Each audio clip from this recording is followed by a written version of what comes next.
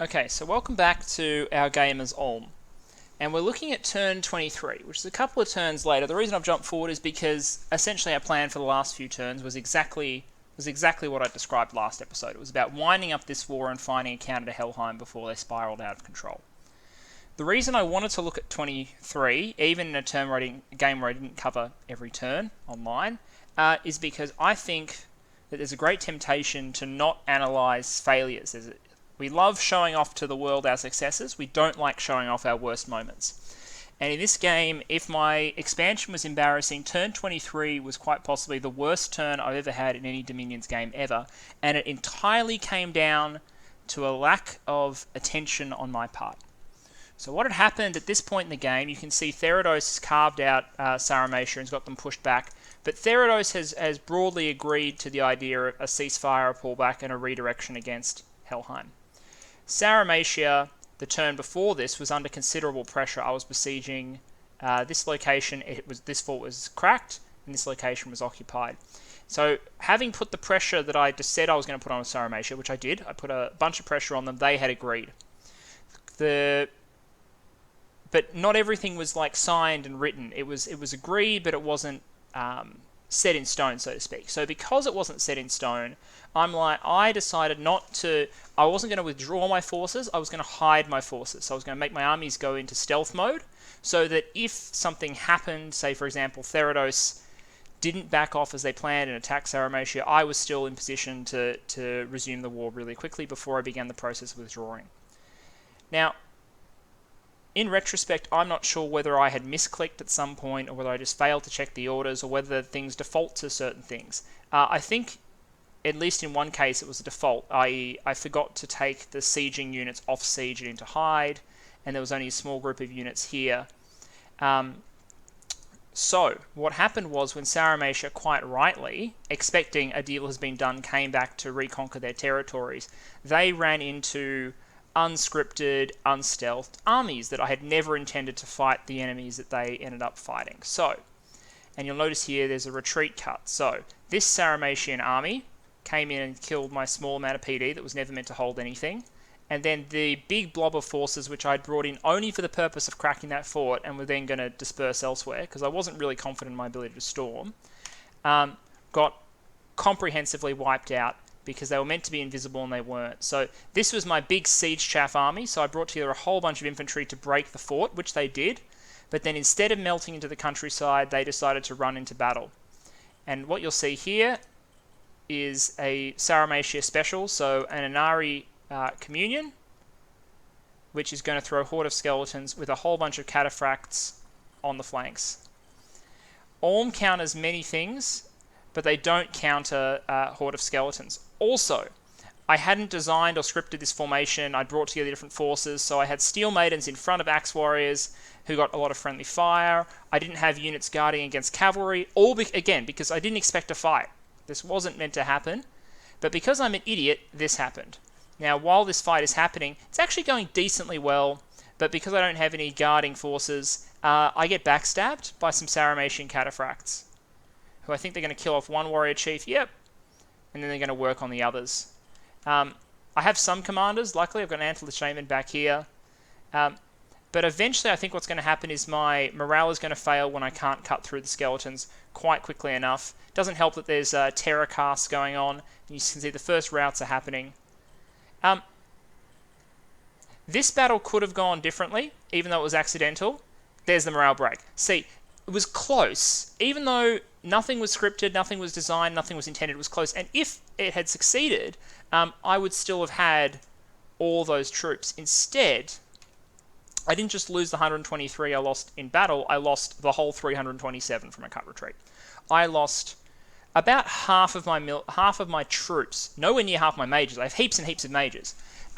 All died in one battle because of my own stupidity against a foe who we weren't even meant to still be at war with. So, learn from it, watch it, laugh at it. I make mistakes. That was a bad one, probably the worst one I've ever made in Dominions. And I was like, okay, I'll be honest. After I viewed the turn, I did turn it off for a moment, and I came back to about an hour later, being like, okay, so what's our plan? The fundamentals of losing the army don't change much, other than it makes this peace deal and my agreements with my neighbours even more important. We are weaker on turn 23 than we were on turn 19 because we've lost our troops and we've lost the bonus income that we were getting from these provinces. But the impetus remains the same. We have to do something about Helheim. So Therados is agreed to go in. We're going to start deploying armies that we've been gathering elsewhere and infiltrating them into Helheim. It will take longer than I had hoped because I won't be able to bring this force back to follow on behind. So I'm going to have to do a lot of damage with the first strike, I know. But a couple of things are happening positively. The first is, if you look at research, I'm finally going to get up construction. I think I'm going to hit that relatively quickly because I'm now recruiting a couple of majors a turn. I'm recruiting 1, 2, 3, 4 majors per turn, and I'm getting more infrastructure up as we speak. I'm also considering it at this point in the game. I'm thinking this is going to be a choke point location that I'm going to throw a fort on. Even though it's paired forts, this is probably a nice little gatekeeper mutually supporting location. I've done a bit of gem searching and I've broadened my gem income a bit at this stage of the game. But strategically the turn isn't huge, other than I wanted to examine and dwell on the fact that yes, you'll do dumb things, you'll take bad beats, you'll lose a crap ton, and just like real life, you're not out till you're out. At this point, I have fewer resources of my own to draw on, but I still have my ability to make sure other people's resources are deployed in the right direction.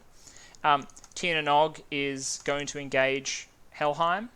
There are some engagements, I believe, where Helheim has also engaged in like pushy diplomacy with Ermor, which means Ermor may end up aligning.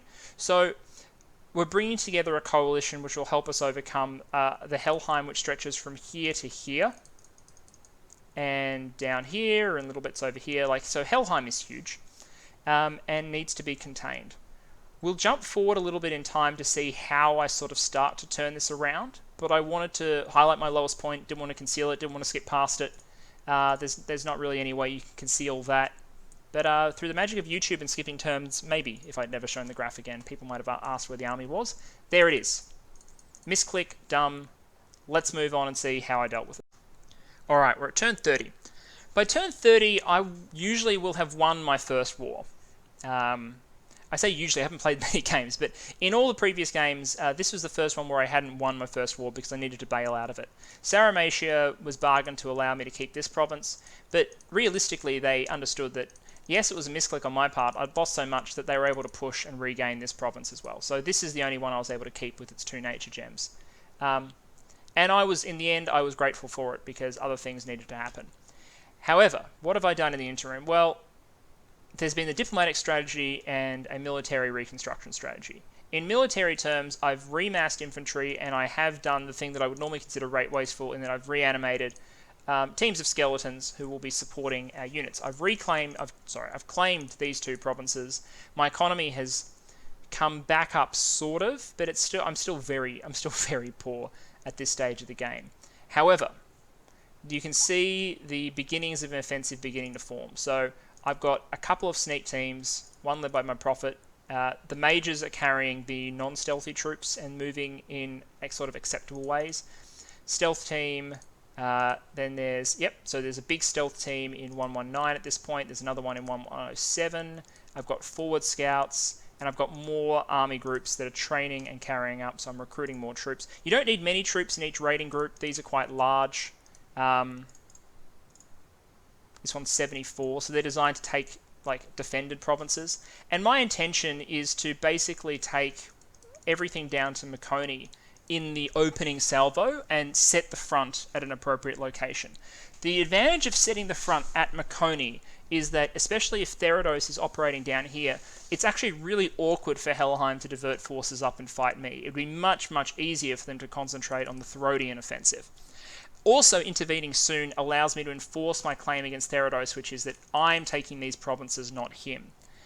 But this is the turn before we're ready, and this was always my plan, and I'm happy that this happened. Therados launched an offensive before we could move in. So what's Therados using? Remember, I'm just as scared, not just as scared, but Therados is as much of a rival to me as Helheim is. Helheim's just the one that has to be dealt with now because I can practically fight them. So What have we got? We've got some lightly gugged Melia. What is his bless? His bless is reinvigoration or invulnerability 10. So, against mundane attacks, the Melias have 20 protection. I've got moderate defense skills in the case of these ones. These are all dual wielding for some reason, but they've got Ore, which will substantially decrease the number of attacks coming in against them. And I think one's got 27 protection. The Earth random one has 27 protection. The other one can't buff the same way. Oh, Nature Gem. So I'm thinking it's going to do some sort of buffs itself.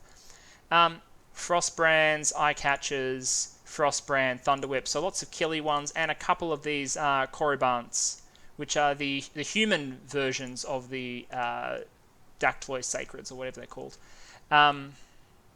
Curates. So they berserk when blessed, and they're quite tough. They're 21 protection against mundane attacks. Their issue here is they only have one short sword attack at moderate value. However, they do berserk, and they are berserked, and they have Ore and high protection. So there's something. So against these small PD forces, they shouldn't die. You can see every time a unit flashes, that's Ore triggering. Then the thugs come in, drift around them, and use their AoE damage to clean everyone up. Looks like the air one is producing phantasmals. So that's one sort of force. Here we are, again, thug raiding. There's an army here. So let's have a look at some of the small... Theridos was good in this game at breaking things up and using different sorts of armies and switching them up at different times and places so you didn't know which counter you needed to bring. These are the heavier Sacreds. These are the capital-only versions of the Sacreds, the Curates. So yeah, Semi-Divine Sons of the Dactyloi. They have more hit points, they have much better stats, and they still benefit from the same bless which he has. Let's see if he actually blesses up. Yeah, we've got some are getting blessed. So when they race forward, they've got 22 protection against mundane, which ain't bad, and then they hit reasonably hard. Without quickness or anything, they're not particularly killy, but they are hard to kill. Not superb Sacreds, but they're something. Anyways, they wipe out. This is a whole bunch of PD raiding. Thugs, cool. So lots of light thugging all along the border.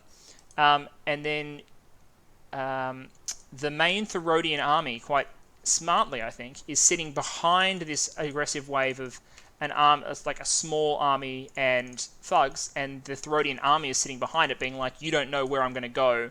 So if you send forces out to counter individual thugs, you don't know whether or not I will poke you with an army at the same time. I think there's also a Therodian army here.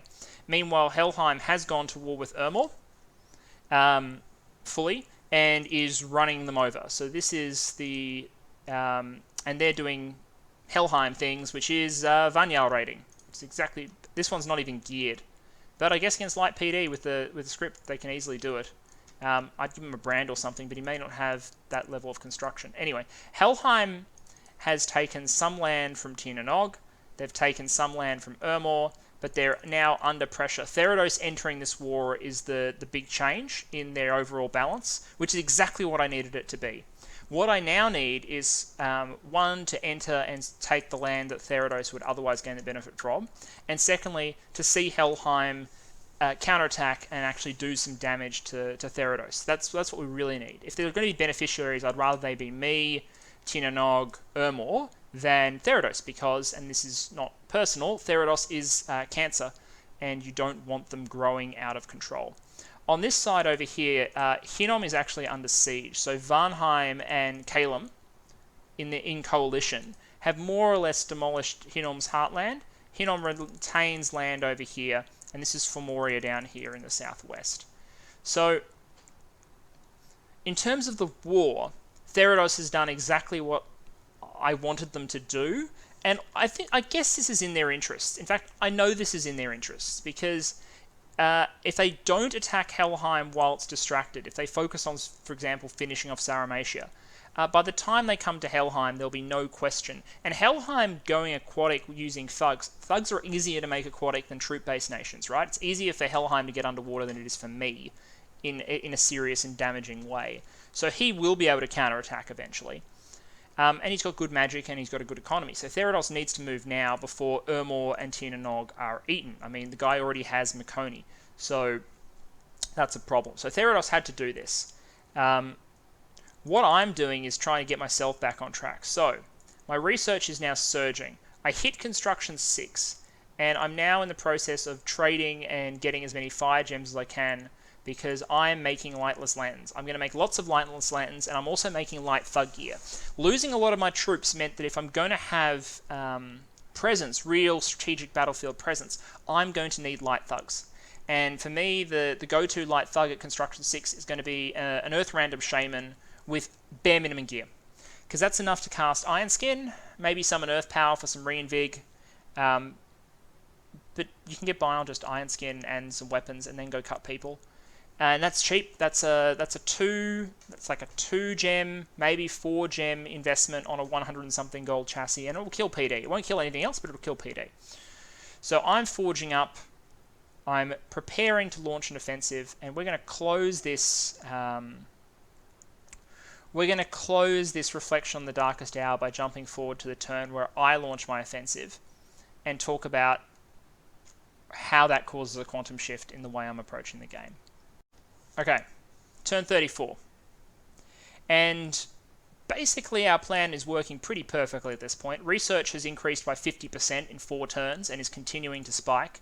Our gem income is okay, but we're now able to, we started selling items in order to buff our gem counts so that we can forge yet more items.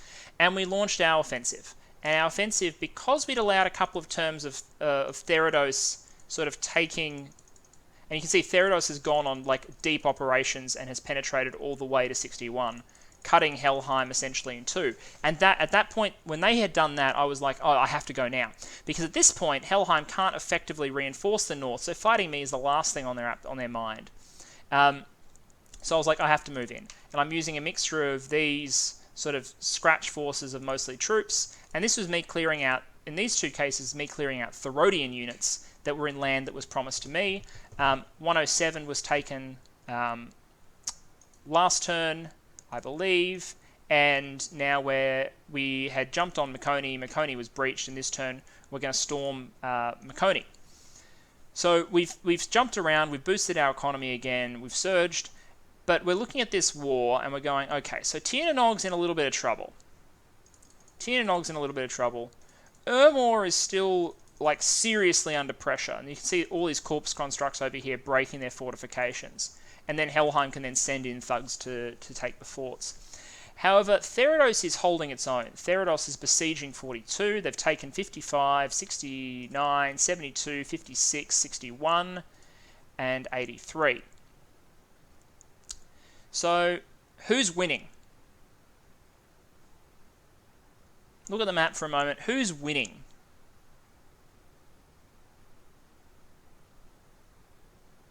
And I think the answer is probably Theridos.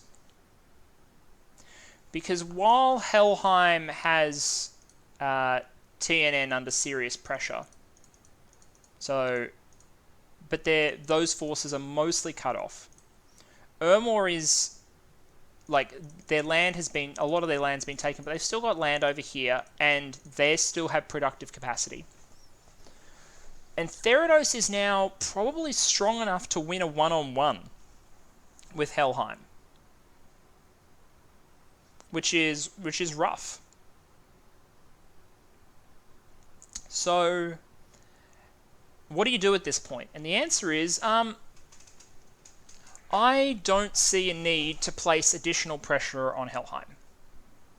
And I don't see a mechanism by which I can place easy pressure on Helheim. Theridos has effectively cut me off from Helheim, and in doing that, I'm happy to have him eat his own desserts at that point. He's made his bed, now he can lie in it. If he wants to fight Helheim without my support, then he's welcome to it. So I talked to Helheim, and I was like, I'm prepared. Look, I can't really continue the operations. I'm prepared to declare a ceasefire if you give me Makoni. And that was accepted. So I'm going to assault Makoni. I'm going to seize a capital, which is good. I'm taking the land that was promised to me by Theridos, and I'm letting Theridos know that I'm not going to be party to any more offensive operations against Helheim. Helheim has also suggested that they want to negotiate me attacking Theridos. I've said I'm not committing to a full war, but I'll take a few provinces off them, which is true. I'll take the provinces that Theranos knows and has noticed that I'm taking from them, which will damage the Therodian war effort a little bit, because apparently some of these provinces are quite valuable, and I'll seize them, to be sure. And then I'll see if I need to, if I'll watch this war, I'll see if I need to trade Helheim anything if Theranos starts to get out of control. But I would place bets on skill, so Nosy Rat's skill factor, counterbalancing the material advantage that Theranos has at this point. Theranos, for context, at this point stretches from here to here. They hold this throne, I believe. Yeah, they hold the high throne, which is that one. So Theranos is long and snaking and encompasses a lot of territory. They are not probably the largest in the game, but they're close. Largest may well be Calum at this point, but I don't have good intel there, and I'm working on that at this point. So if I'm not going to be fighting Helheim, what do I do? And the answer is I need to buff myself up a little bit more. If the capital of Hinnom and these fortresses around here are proving real tough nuts to crack for Calum and Vanheim. So but I don't think Hinnom has any potential to resist. So what I have to do is seize as much Hinnomese territory as possible. And I'm doing that. I've given them a heads up. Saying I'm coming in, and they're like, "Yep, we can't stop you. We're just fighting a war of resistance." So I'm going to jump in. This is vulturing. This is vulturing pure and simple, but vulturing is part of the Dominion's meta. And when you're a little bit behind, and I'm in the middle. I'm solely in the middle because, unlike a lot of people, I haven't succeeded. But I'm about to take a second capital. Not a huge amount of extra territory, but I'm about to take a second capital, which is worth several and will help. And because we're early age, there's a lot of gems in these capitals. And 2, 4, 6 gems will actually be a significant boost to my incomes and help me get forging online. So I'm going to launch an offensive. Troops coming along the coast. And then they'll just keep sweeping along.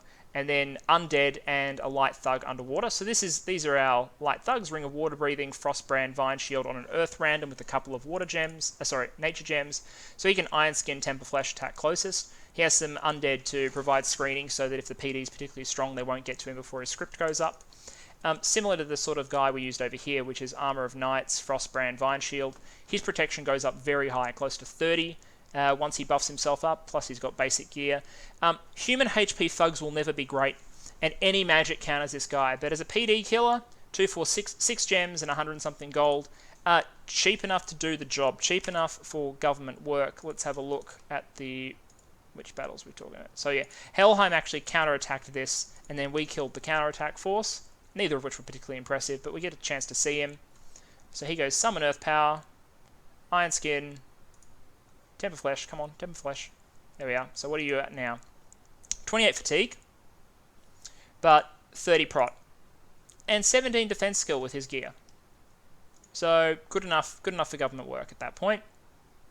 And he's effectively doubled his HP pool because of Temper Flesh. And you can see they all just get Vine Shielded, while he slowly AoEs them to death.